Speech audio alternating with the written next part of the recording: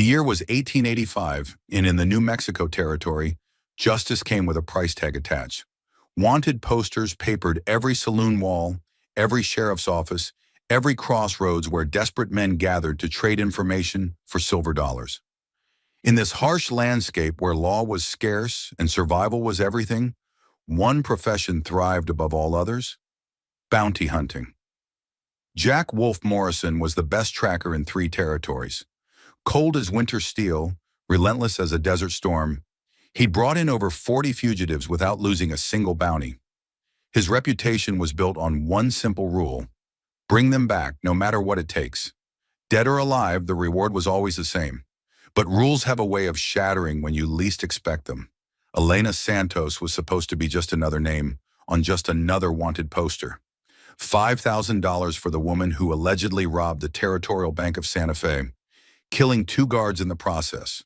The description was clear: dangerous, armed, and desperate. Every lawman from El Paso to Denver was hunting her. What nobody mentioned was that she had eyes like storm clouds and a spirit that refused to break, even when the whole world turned against her. Jack had tracked Elena for 6 days through canyon country that would kill most men, following signs so faint they barely existed. Broken twigs here, a hoof print there, the ghost of a trail that led deeper into wilderness where weaker men would have turned back. But Jack Morrison didn't know the meaning of surrender until he found the woman who would teach him the difference between capturing a criminal and saving an innocent life. This morning he'd found her in a box canyon with no way out, wounded and exhausted but still defiant. She looked nothing like the cold-blooded killer described on the wanted poster. She looked like someone who'd been wronged, someone fighting for truth in a world built on lies. That should have been Jack's first warning that everything he'd been told was a lie. You're about to witness how a bounty hunter's simple capture became the most dangerous mission of his life. How 4 words, "You're coming with me," sparked a chase across the territory that would test everything Jack thought he knew about justice, truth, and the price of choosing love over duty. This is the story of a hunt that became a rescue, a capture that became a liberation, and 2 hearts that found each other in the crossfire between corruption and courage. You'll see how Elena Santos turned from hunted fugitive to fearless fighter, and how Jack Morrison discovered that some bounties are worth more than all the silver in the world. Elena had no idea that her fight for justice would expose a conspiracy reaching from local ranches to territorial government.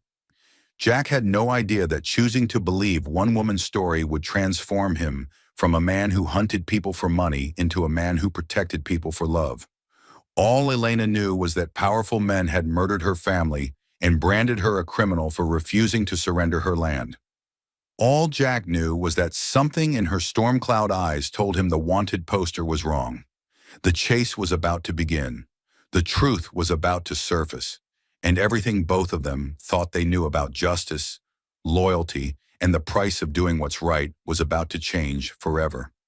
Sometimes the most valuable bounty isn't silver or gold. Sometimes it's something worth dying for. And sometimes, if you're brave enough to fight for it, it's something worth living for. The box canyon held the morning heat like a stone oven, but Elena Santos sat straight back beside her dying campfire, watching the man who'd finally caught up with her. Jack Morrison looked exactly like what he was, a predator who'd found his prey. Tall, lean, with eyes that missed nothing and hands that never strayed far from his weapons.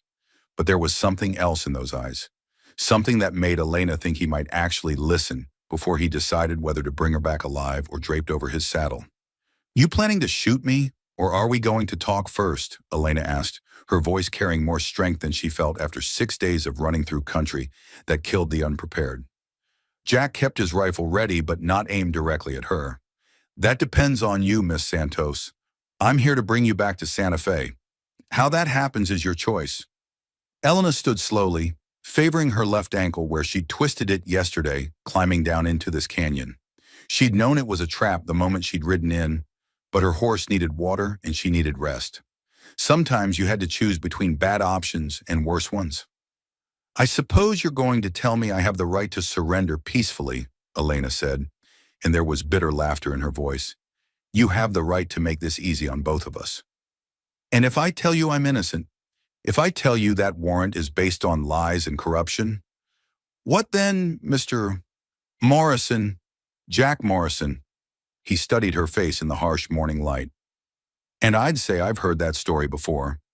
I'm sure you have, but have you ever heard it from someone who could prove it? Jack felt something shift in his chest, a sensation he'd thought was dead and buried years ago. It might have been curiosity or doubt, or something more dangerous, the possibility that this time, the fugitive might be telling the truth. The bank in Santa Fe was robbed 3 weeks ago, Jack said, his voice steady as carved stone. 2 guards died. Witnesses saw a woman matching your description leaving the scene. Your horse was found 2 blocks away with the bank's money in the saddlebags. Elena's laugh was sharp and bitter. My horse, the one that was stolen from my ranch the night before the robbery. Convenient, wouldn't you say? Awful convenient for someone claiming innocence. Or awful convenient for someone who needed a scapegoat. Elena took a step forward, and Jack's finger moved closer to his trigger. Tell me, Mr. Morrison, did your investigation mention that my family owned the largest ranch in 3 counties? That we controlled water rights that certain powerful men wanted? That my father refused every offer to sell, no matter how much money they threw at him? Jack had read the wanted poster, studied the witness statements, memorized every detail of the case, but nobody had mentioned anything about a ranch or water rights. In his experience, bounty hunters weren't paid to investigate. They were paid to track and capture. Even if that's true, Jack said, it doesn't change the fact that there's a warrant with your name on it. $5,000 says you're guilty. And that's all that matters to you? The money? Jack was quiet for a moment, studying Elena's face. She was beautiful, even battered and exhausted from days of running. But more than that, she carried herself with a dignity that most guilty fugitives lost long before they were cornered. There was something in her eyes, pain, yes, and fear, but also a kind of righteous anger that spoke of someone who'd been wronged rather than someone who'd done wrong. The money matters, Jack said finally, but the truth matters more. Then help me prove it. That's not my job. Your job is to bring in Elena Santos, the bank robber. But what if Elena Santos isn't a bank robber? What if she's just a woman whose family was murdered for refusing to sell their land? Jack felt the world tilt slightly beneath his feet. Murdered? Elena's voice broke slightly. My father, my mother, my younger brother. Shot down in our own parlor 3 days after the bank robbery. The official story is that it was revenge, that associates of the dead guards tracked them down. But I know better.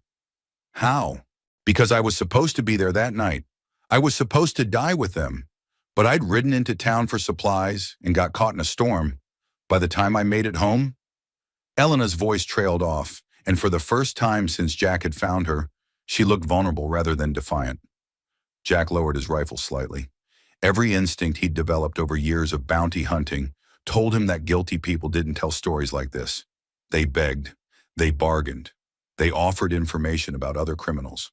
They didn't weave elaborate tales of family murders and land grabs that could be easily checked. Who killed them? Jack asked. Men working for Harrison Caldwell. He's been buying up ranch land throughout the territory, and my father's property was the last piece he needed to control the entire water supply. When we wouldn't sell, he found another way to get what he wanted. Jack knew the name Harrison Caldwell. Everyone in the territory did. Caldwell was rich, powerful, and connected to politicians from Santa Fe to Washington. He was also smart enough not to get his own hands dirty when he wanted something done. You have proof of this? I have the deed to our land, hidden where Caldwell's men will never find it. I have letters my father wrote documenting Caldwell's threats. And I have something else. What? Elena reached slowly into her shirt, and Jack raised his rifle again. But instead of a weapon, she pulled out a small leather pouch. From inside, she withdrew a silver badge, tarnished but unmistakable. This belonged to one of the men who killed my family. He dropped it during the struggle with my father. It's got initials engraved on the back. T.R. Thomas Riley. He's one of Caldwell's hired guns. Jack examined the badge without taking it from Elena's hand. It looked real, and it would be easy enough to check whether Thomas Riley worked for Caldwell. But badges could be stolen, stories could be manufactured, and $5,000 was a lot of money to walk away from.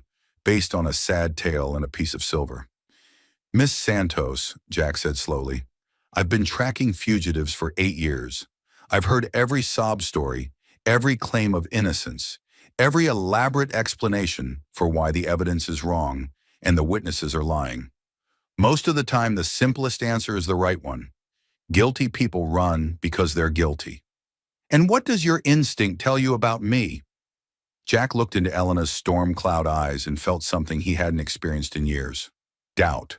Not about his abilities as a tracker, but about his certainties as a man who'd learned to see the world in terms of guilt and innocence, black and white, reward and punishment. My instinct, Jack said quietly, is telling me things I don't want to hear. Such as? Such as maybe this time, the simple answer is wrong.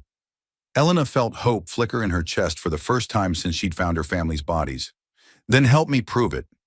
You're asking me to throw away my reputation, my livelihood, everything I built my life on. I'm asking you to help me find justice for my family. Jack holstered his rifle and walked closer to Elena, close enough to see the determination burning in her eyes despite her exhaustion.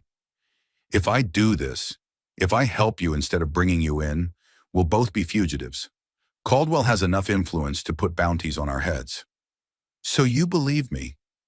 Jack was quiet for a long moment, weighing everything he knew against everything he felt.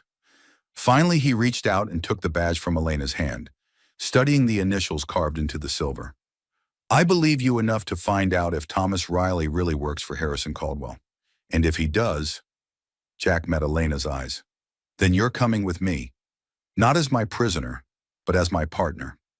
We're going to prove your innocence and bring down the men who destroyed your family. Elena felt tears she'd been holding back for weeks finally spill down her cheeks. Why? Why would you risk everything for a stranger? Jack looked at this woman who'd shown more courage in 6 days of running than most people showed in a lifetime, and he knew his answer was going to change both their lives forever. Because sometimes doing what's right matters more than doing what's profitable. And because, Jack paused, then spoke the truth he'd only just realized. Because I think I've been hunting the wrong person.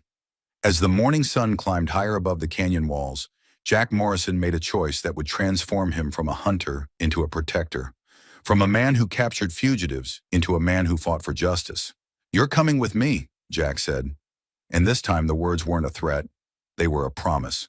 2 hours later, Jack Morrison was questioning every decision that had led him to this moment.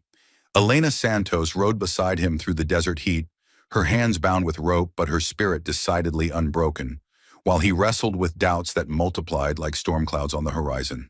You're having second thoughts, Elena observed, reading the tension in his shoulders as easily as he read tracks in the dust. I'm having practical thoughts, Jack replied, scanning the ridgeline for signs of pursuit. If you're telling the truth about Harrison Caldwell, then we're riding into a war we can't win. If you're lying, then I've just thrown away my career for a clever story and a stolen badge. And if I'm telling the truth, then we're both dead if we get caught. Elena tested the ropes around her wrists, not to escape, but to gauge how much Jack still distrusted her.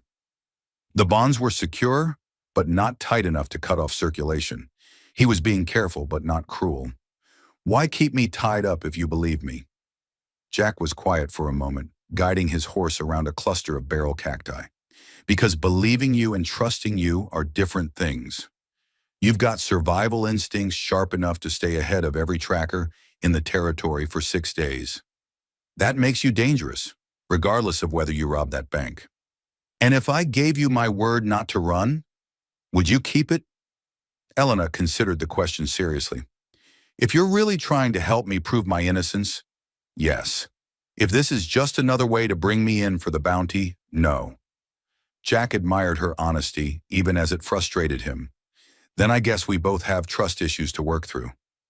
They rode in silence through the morning heat, heading toward a line of mesas that marked the boundary between New Mexico territory and Texas.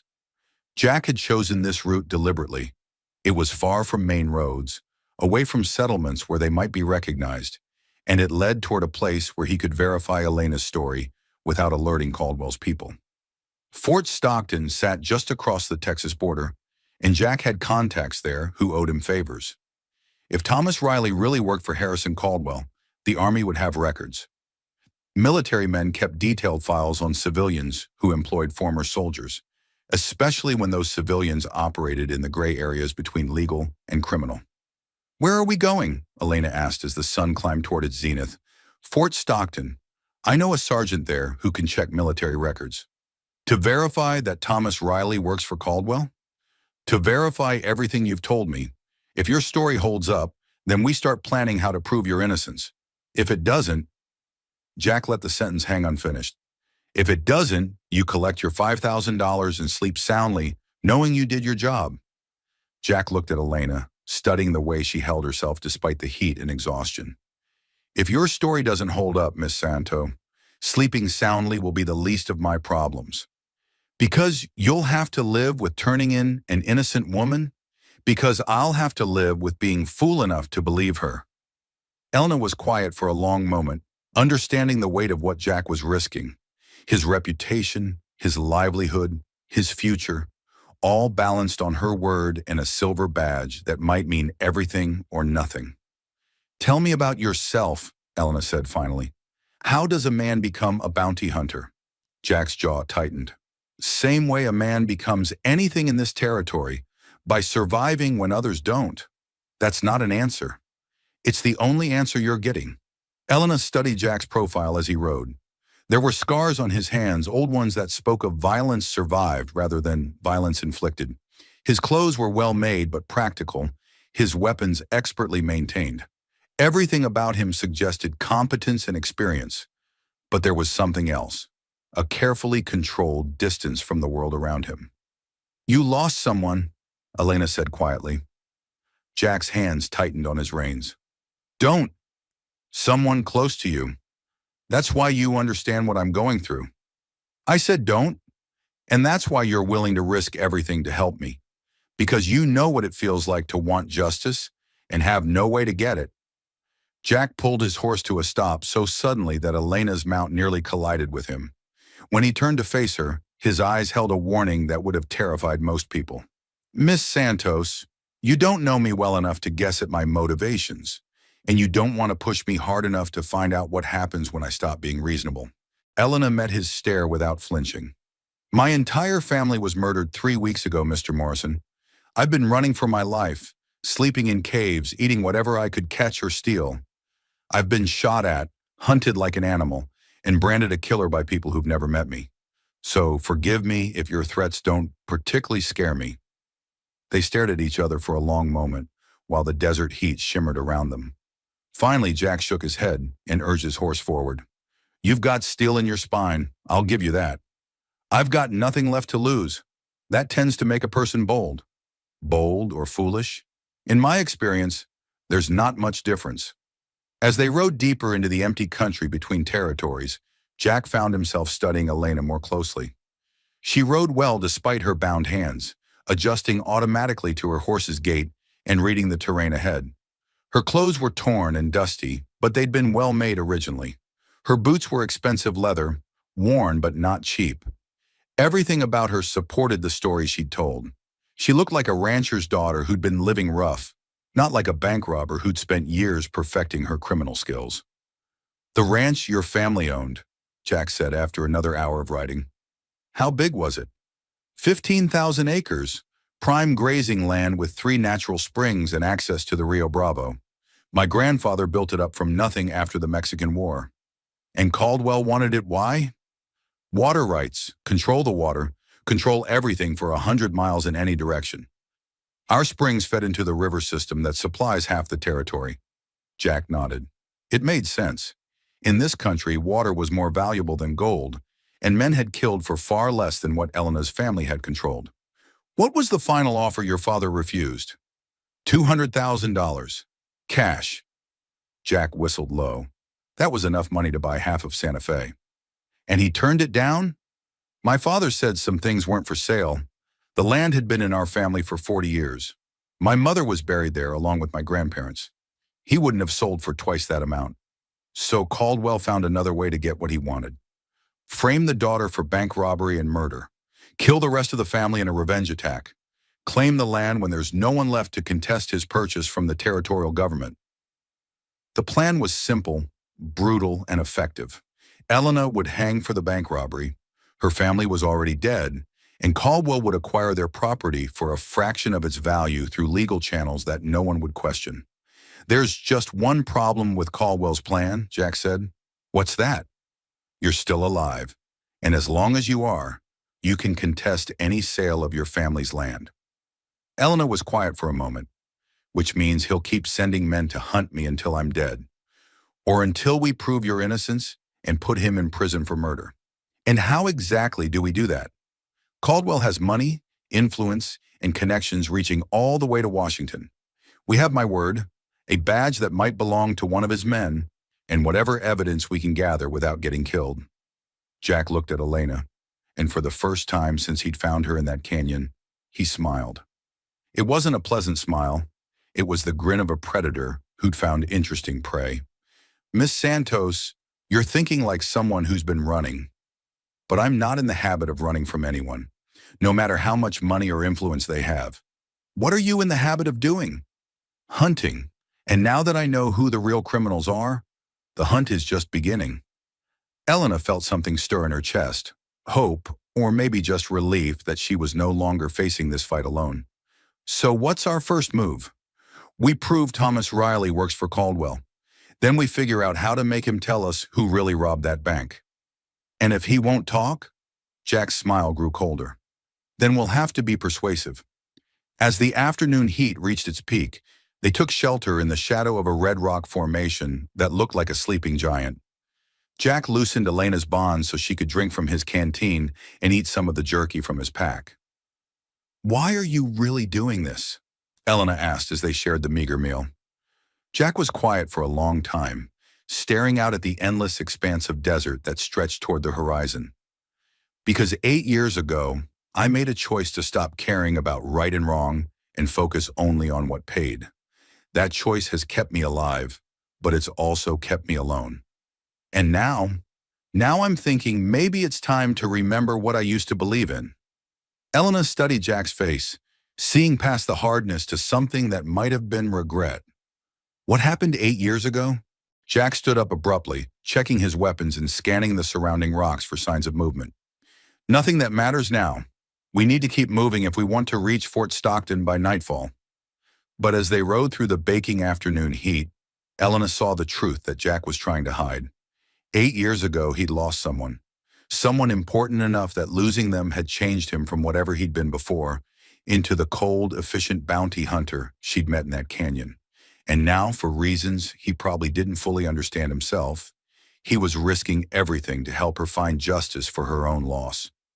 Elena tested her bonds again, and this time she wasn't checking to see how tight they were. She was checking to see if she wanted to escape. She didn't. For the first time in weeks, Elena Santos felt like she might not be facing the future alone. Fort Stockton squatted on the Texas plains like a weathered fist, its adobe walls baked brown by decades of desert sun. Jack Morrison had been here before, but never with a wanted woman riding beside him, and questions that could get them both killed if the wrong people heard them. Sergeant William Bull Harrigan emerged from the quartermaster's office as Jack and Elena approached the main gate. Harrigan was built like his nickname suggested. Broad, powerful, and not inclined towards subtle thinking. But he owed Jack his life, and in this territory, that kind of debt carried more weight than money. "Well, I'll be damned," Harrigan called out, his voice carrying across the dusty parade ground. Jack Morrison riding up to my post with a woman in tow. "You finally decided to get married?" "Not exactly, Bull. I need a favor." Harrigan's expression shifted as he noticed Elena's bound hands and the tension in Jack's posture. "Official business, unofficial, and private. The kind of private that gets a man court-martialed, the kind that gets a man killed if he's not careful." Harrigan was quiet for a moment, studying Elena with the eye of someone who'd learned to read people quickly. "She the Santos woman? The one wanted for that bank job in Santa Fe?" Jack nodded. "Among other things. And you're bringing her in?" "I'm trying to figure out if she needs bringing in at all." Harrigan's eyebrows rose. "That's not like you, Jack. You've never cared about guilt or innocence before." Maybe I'm getting old. Or maybe you're getting soft. Harrigan gestured toward his office. Come on, let's hear what kind of trouble you're trying to drag me into. 20 minutes later, Jack, Elena, and Harrigan sat around a bottle of whiskey that had seen better days. Elena's hands were still bound, but Harrigan had provided her with water and a chair that didn't face the door. A small gesture of respect that didn't go unnoticed. Thomas Riley, Harrigan said, flipping through a thick ledger. Discharged from the Army 3 years ago. Conduct unbecoming an officer. Suspected of selling weapons to civilians, but we couldn't prove it. What kind of civilian? Jack asked. The kind with money and flexible morals. According to the reports, Riley was recruiting other discharged soldiers for private work. Security, they called it. Elena leaned forward. What kind of security? Harrigan looked at her for the first time since they'd entered his office. The kind where people end up dead and no one asks questions? Jack felt something cold settle in his stomach. Any record of who he was working for? Officially? Number unofficially? Harrigan took a long drink from the bottle. Harrison Caldwell's name came up more than once during the investigation. Elena's breath caught. Then it's true. Riley does work for Caldwell. Worked, Harrigan corrected. Past tense, Riley's dead. The silence that followed was heavy with implications. Jack exchanged glances with Elena, both of them understanding what this meant. When? Jack asked. 2 weeks ago, found shot in an alley behind a saloon in El Paso. No witnesses, no arrests. Any idea who killed him? Harrigan shrugged. Could have been anyone. Riley had a talent for making enemies. But the timing is interesting, considering that bank robbery happened 3 weeks ago. Elena's voice was barely a whisper. They killed him to cover their tracks. Or someone else killed him for reasons that had nothing to do with any bank robbery, Harrigan said. Dead men make convenient scapegoats. Jack pulled the silver badge from his pocket and placed it on the table. This belonged to him, found at the scene of a triple murder. Harrigan examined the badge without touching it. Could be his, could be stolen, could be planted. Badge proves he was there, but it doesn't prove who killed him or why. But it supports Miss Santos's story. It supports the possibility that her story is true. That's not the same thing as proof. Elena felt frustration building in her chest. What would constitute proof? A signed confession from Harrison Caldwell? That would be a start, Harrigan said dryly, along with witnesses, physical evidence, and testimony from someone with credibility. And we have none of those things. You have the beginning of a case. Whether you can build it into something that will stand up in court is another question entirely. Jack stood up, pacing to the window that looked out over the fort's parade ground. Bull, what do you know about Caldwell's current operations? More than I should and less than I'd like. He's got contracts with the Army to supply beef to 3 forts. He's also got political connections that reach all the way to the territorial capital. Word is he's planning to run for territorial delegate when statehood comes. Hard to do that with murder charges hanging over your head. Hard to make murder charges stick when you've got half the territorial government in your pocket. Elena looked between the two men, reading the subtext of their conversation. You're saying even if we prove Caldwell killed my family, he's too powerful to prosecute? I'm saying the law works differently for different people, Harrigan replied. Rich, connected people get trials where evidence mysteriously disappears and witnesses suddenly develop poor memories. Poor, powerless people get hung on whatever charges are convenient. That's not justice. No, miss, that's politics. Jack turned from the window, his face grim. Bull, I need current information on Caldwell's people. Who's working for him now? Where they're stationed? How many men he's got? You planning something stupid, Jack? I'm planning something necessary. Harrigan was quiet for a long moment, weighing friendship against professional obligation. The kind of necessary that gets people killed? The kind that prevents innocent people from getting killed. There's a difference? Jack met his friend's eyes. There is when you're the innocent person. Harrigan sighed and pulled another ledger from his desk. Caldwell's got a ranch operation about 50 miles north of here. Main house, bunkhouse, probably 20 men on the payroll. Most of them are former soldiers. Cavalry, infantry, some artillery. They're well armed and well trained. Any idea who's in charge of security? Man named Marcus Webb, Former captain, discharged for conduct unbecoming. Same charges as Riley, but Webb was smarter about covering his tracks. Elena felt a chill of recognition. I know that name. He was one of the men who approached my father about selling the ranch. Pleasant on the surface, but there was something underneath. Something dangerous. That would be Webb, Harrigan said. Polite as Sunday service until he doesn't get what he wants. Then people start having accidents. Jack was making mental notes, already planning approaches and escape routes. What kind of defenses does the ranch have? Jack, Harrigan said, his voice carrying a warning. Whatever you're thinking, don't. Caldwell's not some two-bit outlaw you can track down and arrest. He's got money, influence, and enough firepower to start his own war. Maybe it's time someone started a war with him. And maybe it's time you remembered that dead heroes don't collect bounties. Elena stood up suddenly, her chair scraping against the wooden floor. Mr. Harrigan, my family is dead. I'm wanted for crimes I didn't commit. Every law officer in 3 territories is hunting me. What exactly do I have to lose by fighting back? Your life, for starters. What kind of life? Running forever? Looking over my shoulder until someone finally puts a bullet in me? That's not living. That's just postponing death. Harrigan looked at Elena with new respect. Miss Santos, I believe you're telling the truth about that bank robbery. I also believe you're about to get yourself and my friend killed if you go up against Harrison Caldwell. Then help us, Elena said. Give us the information we need to do this right. I'm not asking for official help. I'm asking for the kind of help one decent person gives another when the law has failed. Harrigan was quiet for a long time, studying Elena's face. Finally, he opened the ledger again. Caldwell's ranch sits in a valley with only 2 approaches. North Road is the main road, well-guarded, heavily traveled. South Road is older, rougher, but it leads right up to the back of the property. Jack leaned over the table, memorizing the details. What about the house itself? Adobe construction, thick walls, built like a fortress. But there's a weak point. Old mine shaft about a quarter-mile from the main house. It's been abandoned for years, but it connects to a series of natural caves that run under the whole valley. How do you know all this? Harrigan smiled grimly. Because 3 years ago, the Army conducted a survey of the area for potential military installations. I was part of the surveying team. Elena felt hope stir in her chest. So we could get close to the house without being seen.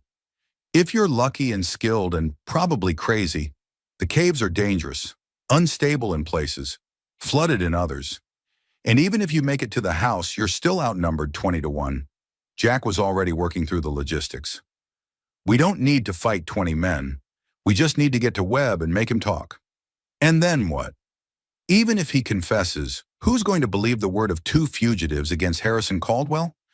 Elena pulled a folded paper from inside her shirt. Someone might believe this. She handed the document to Harrigan, who unfolded it carefully. His eyes widened as he read. This is a deed to 15,000 acres of prime ranch land. Signed, witnessed, and legally filed. My father gave it to me for safekeeping the week before he died.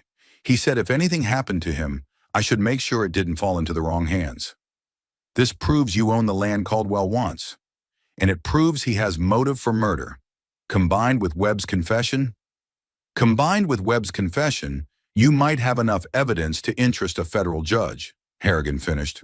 Assuming you can stay alive long enough to present it. Jack stood up, his mind already racing ahead to plans and preparations. Bull, we're going to need supplies, food, ammunition, rope, and we're going to need them without any official record of the transaction. Jack, I know what I'm asking, and I know what it could cost you. But Elena's right. Sometimes the law fails and decent people have to take matters into their own hands. Harrigan looked between Jack and Elena, seeing the determination in both their faces. You're really going to do this, aren't you? We're really going to try. Then God help you both, because if Caldwell doesn't kill you, the territorial government probably will.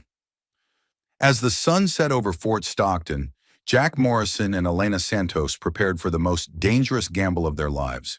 They had proof of motive, evidence of conspiracy, and a plan that might get them close enough to Harrison Caldwell's operation to find the truth.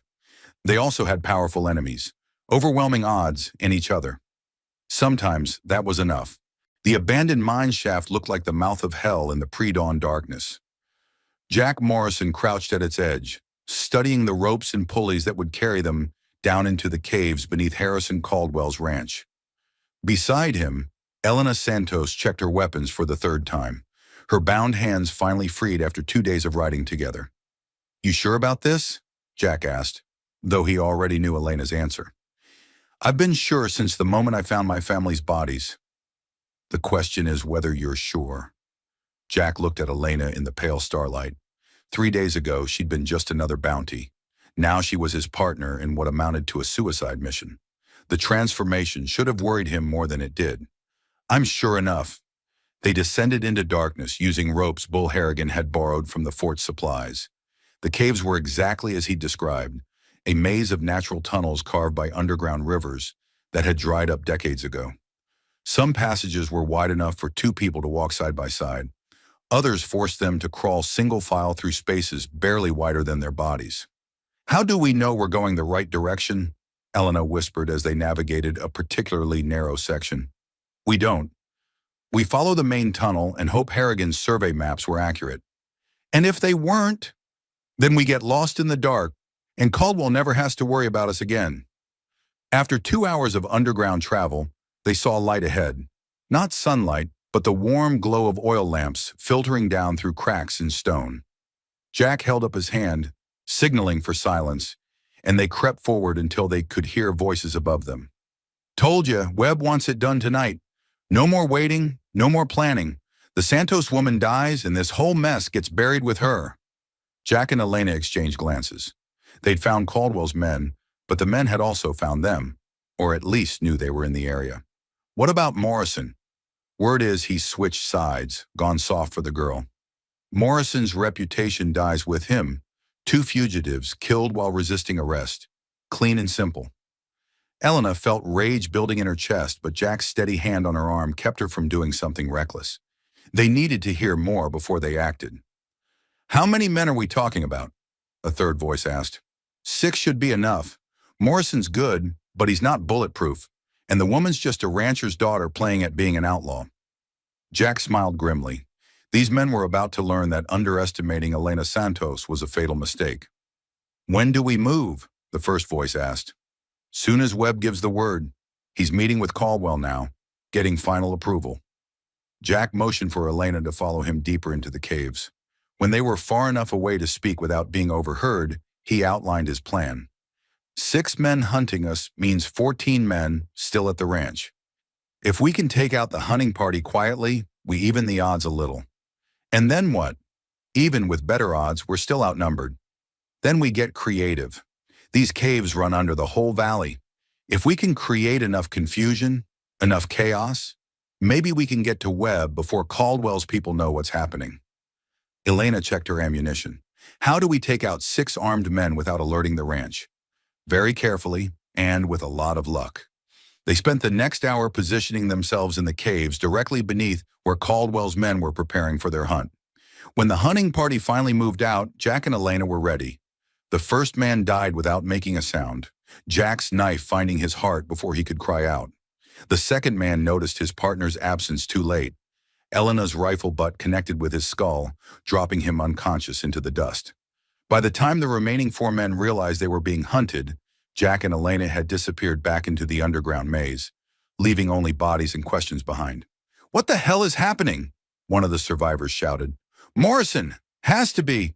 He knows these caves somehow." "Impossible! Nobody knows about the tunnel system except—" The man's words were cut off by Jack's pistol shot, fired from a concealed position 50 yards away. The remaining 3 men took cover behind rocks and scrub brush, but they were fighting an enemy they couldn't see in terrain they didn't understand. "Fall back to the ranch," one of them yelled. "Get reinforcements." But Elena was already positioned between them in their escape route, her rifle speaking with deadly accuracy. Another man fell, then another, until only 1 survivor remained to carry news of the disaster back to Harrison Caldwell. "Let him go," Jack said when Elena raised her rifle for a final shot. "We want Caldwell to know we're coming." "Why?" "Because scared men make mistakes. And we're going to need Caldwell to make a big one if we're going to survive this. 2 hours later, Harrison Caldwell stood in his study, listening to his surviving employee describe the ambush with growing fury. Marcus Webb sat across from him, his face stone cold with professional interest. "Morrison's better than we thought," Webb said, "and the woman's not the helpless rancher's daughter we expected." "I don't care how good they are," Caldwell snapped. "I want them dead. Tonight." "That might not be as easy as you think. They know these caves, they're well armed, and they've just proved they can pick off our men one by one." Caldwell turned to stare out his window at the darkness beyond. "Then we change the game. Instead of hunting them, we make them come to us. How? We give them something they want more than their own lives." Webb raised an eyebrow. "Such as?" "The truth. Or at least, the promise of it." Caldwell smiled coldly. "Send word that I'm willing to negotiate, that I have information about who really robbed that bank, and I'm willing to trade it for safe passage out of the territory. You think they'll believe that? I think they're desperate enough to risk it, and desperate people make the same kind of mistakes that scared people do." In the caves beneath the ranch, Jack and Elena made their own plans. They'd evened the odds slightly, but they were still outnumbered and outgunned. Worse, they were running out of time. Every hour they spent hiding underground was another hour for Caldwell to bring in reinforcements or alert territorial authorities to their location. "We need to end this tonight," Jack said, "one way or another." "Agreed. But how do we get close enough to Webb to make him talk?" "We walk through the front door." Elena stared at Jack in the flickering lamplight. "That's your plan? Walk into a heavily defended ranch house and politely ask Webb to confess to murder?" "More or less." "Jack, that's not a plan. That's suicide." "Maybe, but it's also the last thing they'll expect." Jack checked his weapons one final time. "These caves exit near the main house. If we move fast, hit hard, and create enough chaos, we might be able to reach Webb before they can organize a proper defense." "And then what?" "Even if we make him confess, how do we get out alive?" Jack looked at Elena, and she saw something in his eyes that made her heart race. Not fear, but determination mixed with something that might have been love. "Elena, there's something you need to understand. I didn't just switch sides because I believed your story. I switched sides because somewhere in the last 3 days, this stopped being about justice and started being about you." Elena felt her breath catch. "Jack, let me finish. If we don't make it out of this alive, I want you to know that helping you has been the most worthwhile thing I've done in 8 years. Whatever happens tonight, I don't regret choosing you over the bounty." Elena reached out and took Jack's hand, feeling calluses and scars that told the story of a hard life lived on dangerous ground. "Then let's make sure we both live to see what comes after tonight." As midnight approached, Jack Morrison and Elena Santos prepared for their final gamble. They had weapons, they had determination, and they had each other. Against Harrison Caldwell's money, influence, and private army, it would have to be enough. Midnight came to the Caldwell Ranch like a harbinger of judgment. Jack Morrison and Elena Santos emerged from the cave system 50 yards from the main house, moving through shadows that seemed to part before them like water.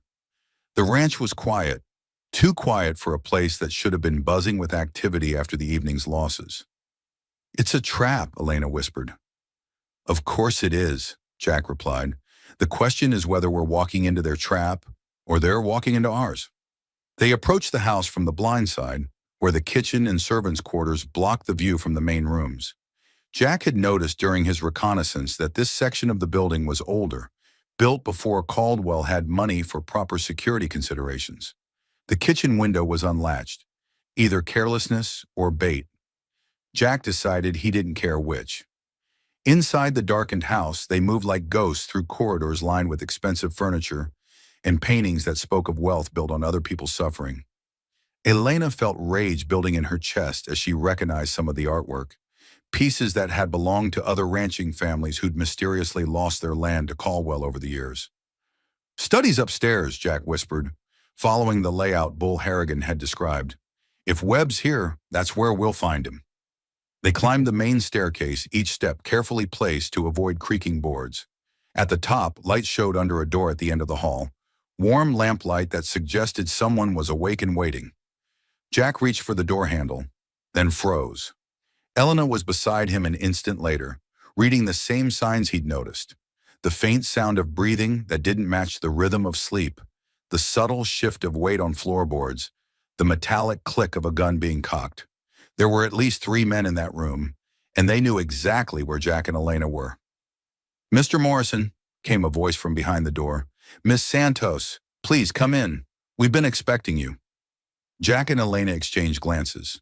They could retreat, try to find another way, spend the rest of the night playing cat and mouse through a house full of armed men, or they could face the trap head-on and hope their desperation gave them an edge that preparation couldn't match. Jack kicked open the door and dove left. Elena rolled right, both of them moving before their enemies could adjust to the sudden assault. Gunfire erupted immediately, muzzle flashes lighting the study like lightning bolts. Jack's first shot took down a man positioned behind an overturned desk. Elena's rifle found another gunman before he could fully clear his weapon from its holster. But the third man, Marcus Webb himself, was ready for their attack. Webb's bullet caught Jack in the shoulder, spinning him around and sending him crashing into a bookshelf.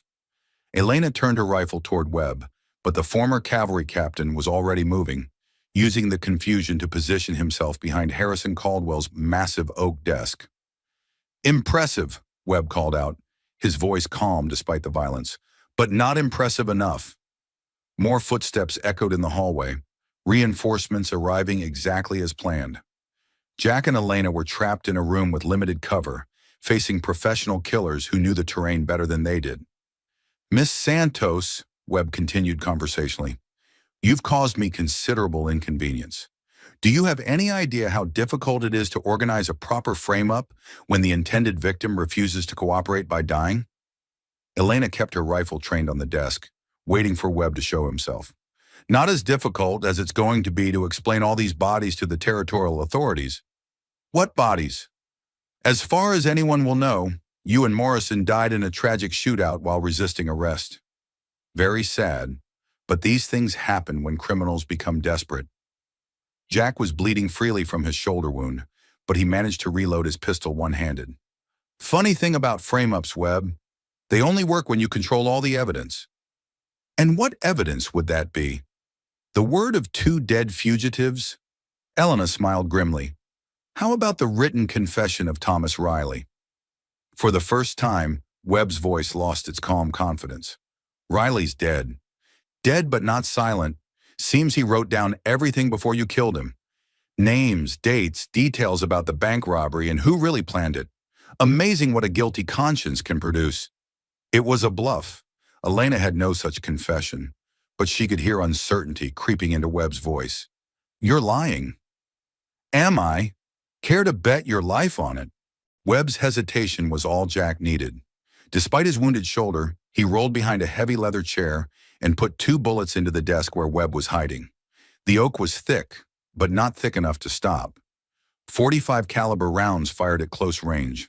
Webb cried out and stumbled into view, clutching his side. Elena had her rifle aimed at his chest before he could raise his own weapon. "Drop it," Elena commanded. Webb looked at the rifle pointed at his heart, then at Jack's pistol, then at the doorway where his reinforcements should have appeared by now. The sound of fighting echoed from downstairs. Gunfire, shouting, the crash of furniture being overturned. "What the hell?" Webb began. "Territorial marshals," Jack said, though he was as surprised as Webb by the sounds of battle below. "Seems someone tipped them off about this little gathering." Elena kept her rifle steady. "Last chance, Webb. Tell us the truth about the bank robbery, or I shoot you where you stand." Webb's face twisted with pain and rage. "You want the truth? The truth is that your father was a stubborn old fool who wouldn't recognize reality when it stared him in the face. Caldwell offered him a fortune for that land, and he threw it back like it was pocket change. So you killed him for it. I killed him because he left us no choice. That water rights case was going to federal court. If your family won, it would have tied up development for years. Caldwell had investors, deadlines, political commitments. Your father's principles were costing real money." Elena felt tears streaming down her face, but her aim never wavered. And the bank robbery? Simple misdirection. frame the daughter for a violent crime, eliminate the family in a revenge killing, purchase the land from the territorial government at bankruptcy prices. Clean, efficient, profitable. Who robbed the bank? Webb's laugh was bitter. 3 of Caldwell's men, led by Riley. They even used your horse to make sure the evidence pointed in the right direction. Riley was supposed to disappear afterward, make it look like he'd been killed by angry citizens seeking justice. But you killed him instead. Riley got greedy, started talking about wanting a bigger share of the profits. Dead men don't negotiate. The confession was everything Elena had hoped for, but she knew it would die with Webb unless they could get him out of this house alive. The fighting downstairs was getting closer, and whoever had come to their rescue might not be able to reach them in time. "Jack," Elena said without taking her eyes off Webb, "can you move?" "Well enough." "Then we're leaving. Now." Webb straightened despite his wound. "You'll never make it out alive. This house is surrounded." "Maybe, but you're coming with us, so you'd better hope we do." They moved toward the window that opened onto the roof of the kitchen addition. It was a dangerous escape route, but it was their only chance of avoiding the battle raging in the main part of the house. Jack went first, grimacing as his wounded shoulder protested the climb. Elena followed, keeping her rifle trained on Webb, while forcing him to move ahead of her. On the kitchen roof, they could see the full scope of the battle below. Federal marshals, at least a dozen of them, had surrounded the ranch and were systematically clearing the buildings. Caldwell's men were fighting back, but they were outgunned and outmaneuvered.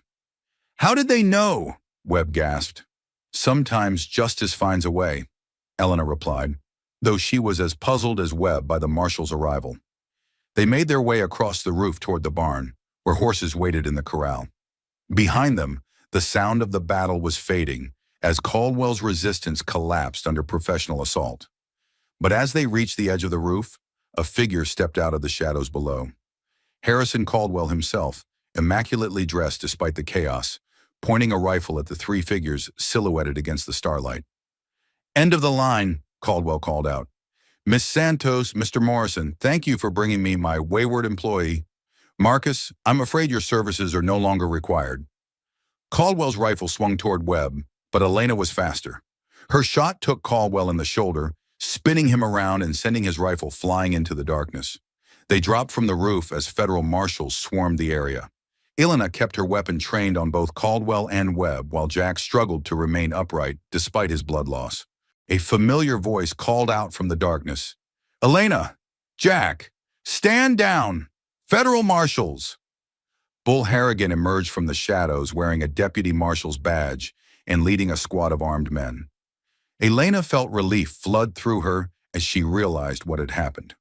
"Bull, how?"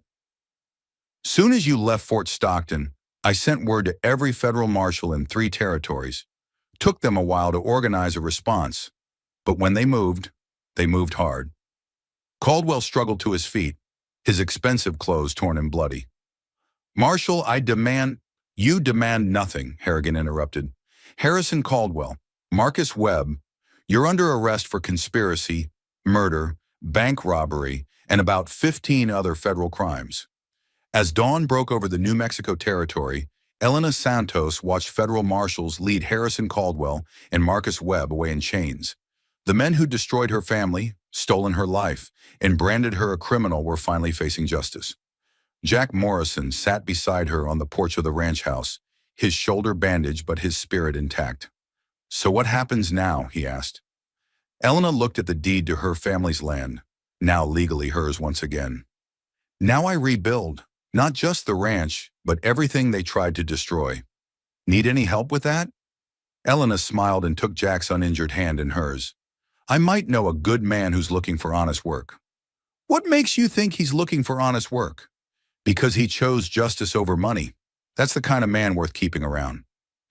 As the sun climbed higher, painting the New Mexico sky in shades of golden promise, Elena Santos and Jack Morrison began planning a future neither of them had dared to imagine just a week before.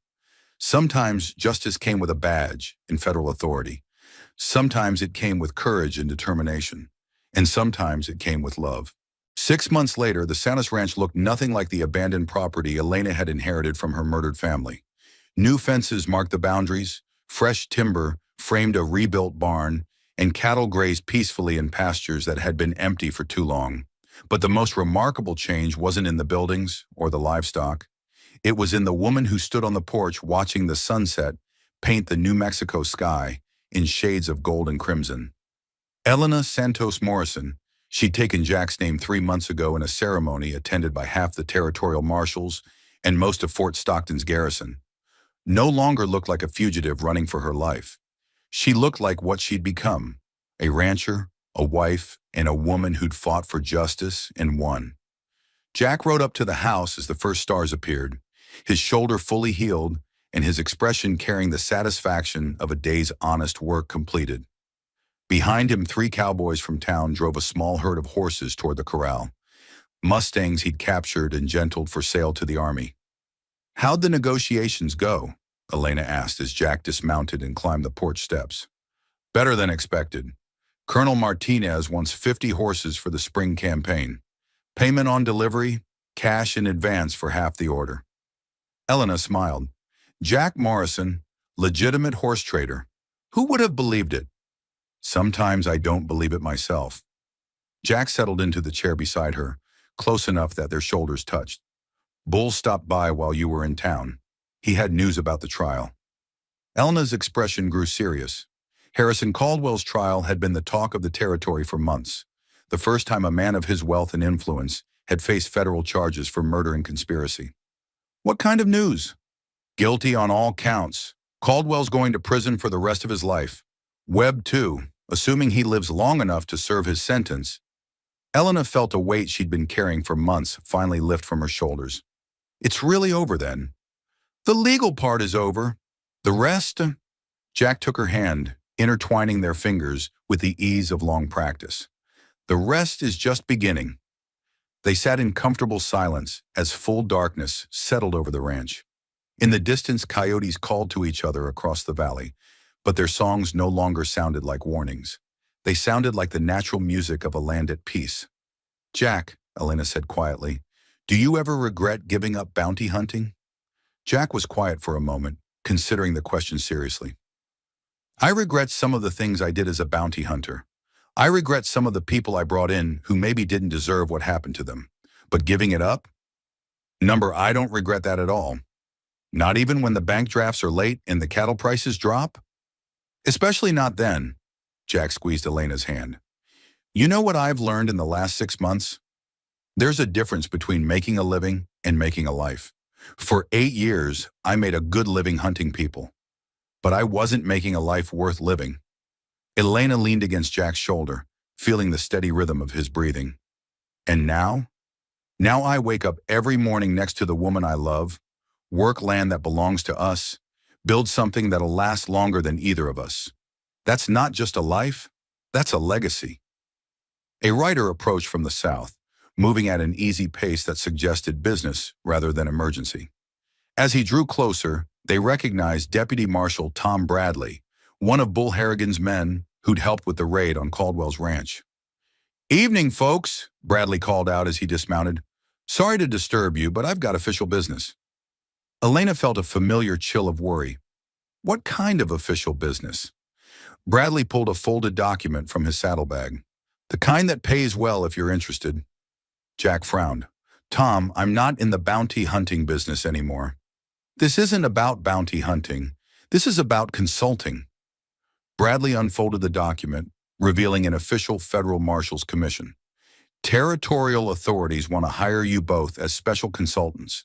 Seems there are other powerful men in other territories who've been taking liberties with the law, and the federal government wants investigators who understand how these operations work." Elena and Jack exchanged glances. "What exactly would we be investigating?" "Land fraud, mostly. Political corruption. Cases where local authorities can't or won't pursue justice because the criminals have too much influence." Bradley's expression grew serious. "Cases like yours where innocent people are being framed or killed because they stand in the way of powerful interests." Jack leaned back in his chair. "And the federal government thinks we're qualified for this kind of work?" "The federal government thinks you've already proved you're qualified. You took down Harrison Caldwell when every law officer in 3 territories was afraid to touch him. You exposed a conspiracy that reached from Santa Fe to Washington, and you did it without any official support or legal authority. Elena felt something stirring in her chest, not the old rage and desperation that had driven her during her fugitive days, but something newer and more focused. How many cases are we talking about? As many as you're willing to take.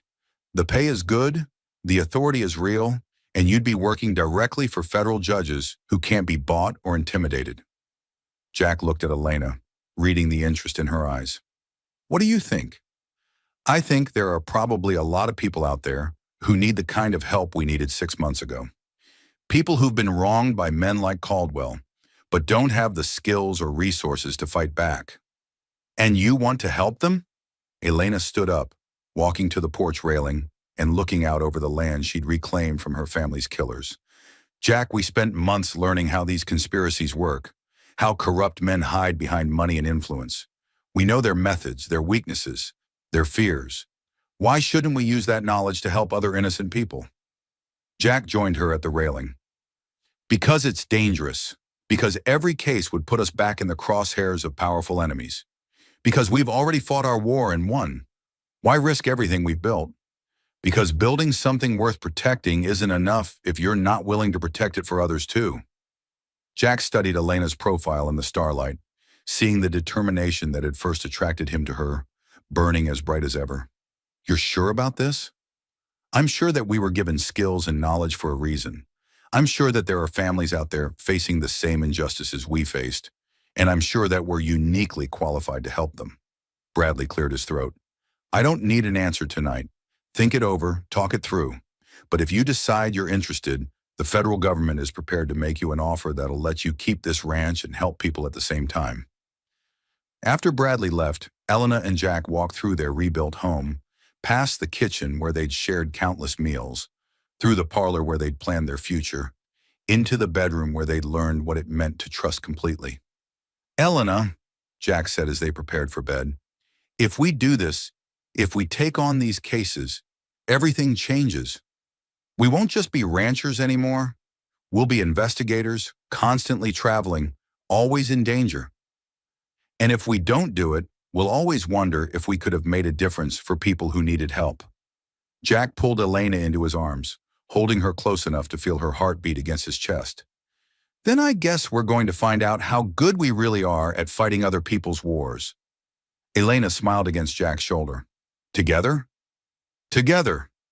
A year later, Jack and Elena Morrison had become legends throughout the American West, not as outlaws or bounty hunters, but as federal investigators who specialized in cases that seemed impossible to solve.